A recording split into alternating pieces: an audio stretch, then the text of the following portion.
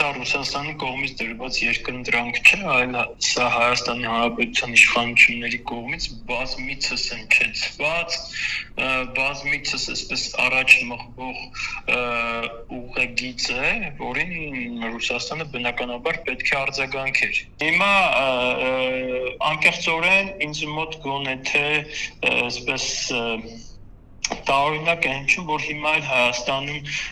նեղվել են, որ Վլադիմիր Պուտինը հայտարարում է, որ պետք է կոնկրետանալ, հա։ Մենք ԵԱՏՄ-ում ենք, թե ԵԱՏՄ-ից դուրս։ Եթե նախկինում հաճախ Ռուսաստանին մեղադրում էին, թե Ռուսաստանը բռնի Հայաստանին պահում է ԵԱՏՄ կազմում, հիմա կարծեք թե հենց Ռուսաստանն է հայտարարում կարող է դուրս գալ։ Ուղղակի պետք է լինեն հստակ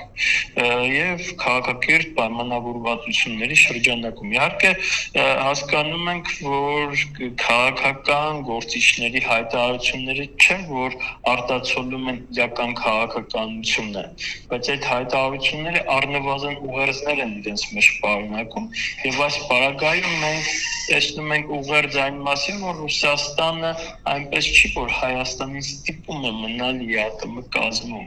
բայց միևնույն ժամանակ Հայաստանի ներկայիս իրավիճակում Հայաստանի շահերից է բխում մնալ ԵԱՏՄ-ում,